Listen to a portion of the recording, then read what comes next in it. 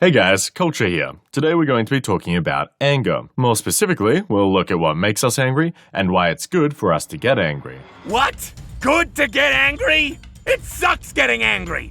Getting angry is the worst thing you can do. Why would you say that? Who do you think you are telling people that it's okay to be angry? You're so stupid, it feels like my brain is about to explode into a million tiny brains! Jeez, man. Let me explain myself. I know that getting angry doesn't feel good. You know, when you just feel your blood begin to boil, all the sound around you seems to drop out and you just want to hit something. Anything. Sometimes you get that blind anger where you don't even know what action you're about to take, and you say or do something you know you shouldn't have, but it just felt so right in the moment. Guys, please, calm the heckaroonie down. Swoosh, what are you doing here? I've been getting calls about a disturbance in the neighborhood, something about two orange weirdos yelling at each other. Hey. One orange weirdo and one regular orange guy just trying to live his life. You gotta take a look in the mirror, buddy. You have some serious anger issues. Yeah, Culture, you need to control yourself. Why can't you just be zen like me? I think I'm going to explode. Everyone gets angry, some people more often than others, and some people more violently than others, but we've all felt it. When you get angry, your body releases catecholamines, also known as stress hormones. These are hormones like adrenaline and noradrenaline, which facilitate your fight or flight response. Your blood vessels dilate, which makes you red in the face, your muscles tense up, causing you to clench your jaw, and your digestive system slows down, which, well, let's not go into that. I could get more scientific here, but you know how it feels. Think about when your brother decided to download a 10GB game while you're in the middle of watching Netflix. Or when some idiot was walking with his phone in his face and bumped into you, not even looking up to apologize. Or when you were playing Fall Guys. Literally any part of Fall Guys. Stupid team games, stupid seesaws. Yeah! Whatever the reason for your anger is, you have to wonder why we even get angry in the first place. It feels awful and it makes us act irrationally. So why? Psychologists have come up with numerous theories. The first is the hydraulic theory, posited by Freud back in 1895. Essentially, Freud's idea was that frustrations would build up due to our goals being blocked, and as the frustrations built up, they would cause a kind of internal pressure. If we let this pressure build up without a cathartic release, it would instead explode out of us. This idea may seem kinda dated, but it formed the basis for a lot of our language about anger. Filled with anger, blood boiling, had an outburst, blew his top. There's this idea here that anger is something that can build up and be released. For example, you can channel your anger, or you can explode with anger. But Freud's theory was a little too simplistic. Yeah, what does he know? Freud? More like fraud. Go back to hitting on your mom, dude. The prevailing theory of anger is called general strain theory, originally presented in 1985 by Robert Agnew, but developed by numerous others in the following decades. General strain theory holds that certain incidents can put strain on a person, and this strain can present itself differently depending on the person's personality and their situation. The most important part of general strain theory is the proposed types of incidents that can cause strain: blocked goals, noxious circumstances, losing something of value, and situations that are perceived as unjust. And it's this last point I really want to drill into today. Anger as a signal that something unjust is happening. How does someone go from experiencing something to determining that the action is worth getting angry about? That is to say, how does our mind determine if something is unjust? I have a very simple way of figuring it out. Step 1. Is the game pay to win? Step 2. Everyone is absolutely obliterating me, and I hate them all! Bonus anger points if the game is not only pay to win, but you also had to buy it in the first place. It may seem obvious whether something is anger-inducing or not, but it's not always so cut and dry. For starters, not everyone gets angry at the same things. What annoys you might not annoy me. If I walk into the kitchen and there are dirty bowls piled up in the sink, I get super annoyed. But Crash could just walk past the kitchen, and even if the walls were caked with human excrement, he would just tiptoe through the turds, grab a drink out of the fridge, and return back to his hovel. I find beauty in chaos. Well, if that phrase doesn't just sum up your entire existence, my lord. See, Culture, you're doing it again. Crash is being positive. Yeah, maybe there's poop on the roof, but Crash puts a nice spin on it. Then you just come along and crap all over his ideas. Maybe I should explain, this wasn't a hypothetical. One time, Crash literally muck sprayed all over the kitchen. How can you not understand why he drives me so crazy? How else is he supposed to express himself? He can't talk to you about his feelings, you just make fun of him. Crash doesn't have feelings. He's a demon, a curse placed on me by some malevolent god. I do have feelings. Envy, lust, pride, wrath. Those are sins, not emotions. Fine, what about Schadenfreude? Got you there. Do you see what I'm dealing with here, Swoosh? Not really. You always say how dumb Crash is, but he's smart enough to know the word Schadenfreude. And did you acknowledge that? Compliment him for it? No. You just bagged him again. I'm going insane here. Is it just me that gets annoyed by Crash? It's true, different people have different standards, I get that. Hell, even for one person, an incident might set them off sometimes, but not others. Imagine you're in traffic and the person in front of you is moving slower than molasses. Whatever, you're chill, you have your favorite music blasting, who cares?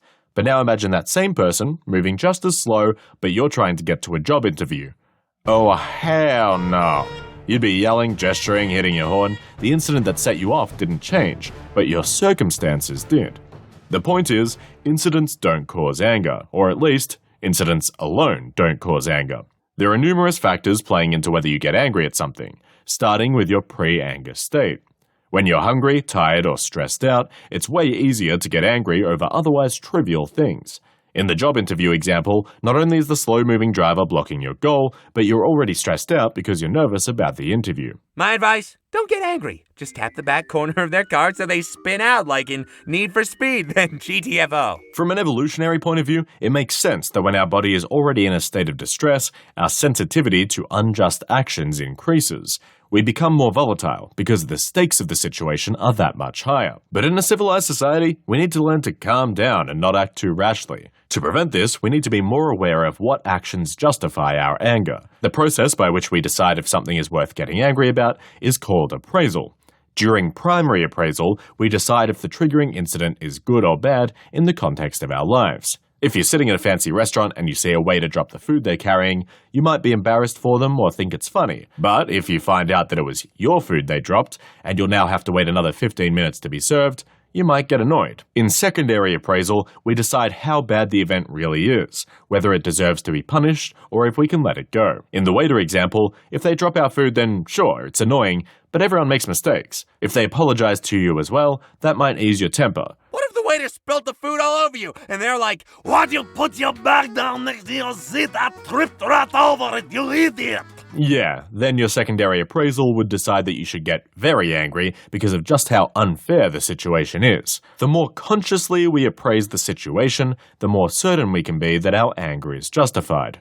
A simple yet incredibly powerful tool for making our appraisal clearer is counting to 10 after a triggering incident has occurred. In 10 seconds, we allow the initial shock and assumptions of the provocation to die down, resetting our body's physiology. Taking some deep breaths in this time is also perfect. It takes a lot of self-discipline, but the payoff is worth it because you don't jump to conclusions or cause irreversible damage with your actions in the heat of the moment. This technique is especially important in work environments that have high stress and high stakes, like in a hospital or in the military. Or in a life drawing class. What's high stress or high stakes about a life drawing class? Well, see, there was a teensy misunderstanding when they said that we were meant to paint the naked lady. I thought they literally meant paint the naked lady. Swoosh, please tell me you're hearing this. He wanted to be close to his art. He's passionate. Sounds like a great guy to me. Crash, you can paint me naked anytime you want. I will take you up on that offer, no doubt about it. How can you not hear how creepy he is? If even after our appraisal we still decide what the other person did was wrong, we can and should show that we're angry. Anger is a social cue that what someone did was inappropriate, and the usual response when someone knows what they did was wrong is guilt and shame. Those negative feelings then discourage the person from doing the same thing again. Now, of course, it doesn't always go that smoothly. There can be denial on both sides, fundamental differences of opinion, and so on. But it is healthy to at least show that you're angry, to make your opinion known. When you hide your anger, you permit the person who transgressed to get away with it. Maybe they didn't even know they did anything wrong, and so they keep infringing on your beliefs. People can't act on what they're not aware of. That's why I always make it so blatantly clear every time Crash disappoints me. Swoosh! He's trying to make me cry again! But hey, I also tell you when you do stuff well, that just rarely happens. Think about the people who are not only famous for being angry, but frequently loved for it. The three that jump to my mind are David Mitchell and his rants, Dr. Cox from Scrubs with his creatively critical lectures, and Gordon Ramsay with his tirades. They're angry, yes, but we laugh at it because their anger is well placed. David Mitchell points out obvious flaws in logic and societal issues. Dr. Cox is funny, sure, but he also chews out his interns because they literally hold people's lives in their hands and they need to learn their lesson. Gordon Ramsay holds the chefs in his kitchen to the same standard he holds himself, and he backs up his words with action. It looks like a dehydrated turd. I feel like I'm eating donkey's cock. Okay, maybe he could afford to ease up just a little bit. It's easy to label people like this as pessimists because they're always so angry, but in reality, they're actually optimists. Each of them gets angry because they expect better from people. Despite the overwhelming evidence that the people they deal with are kind of idiots, they keep thinking they might actually improve. I guess what I'm trying to say is that I make fun of Crash a lot, but only because I know that deep down he really does mean well, and that he can be a better person. Do you really mean that? Yeah, buddy. Sorry if I get a little worked up sometimes. Thanks, Culture. Sorry if I get a little crap all over everything sometimes. Aw, isn't this touching? Now kiss and make up. I don't think that's really necessary. It's what the fans want to see. Now kiss! How did you get on set anyway? Security? Okay, I'm going. Crash, I'll see you later. Remember, water-based paints, please. The oil-based stuff has havoc on my skin. Thanks for the help. What help? He didn't do anything. Didn't I?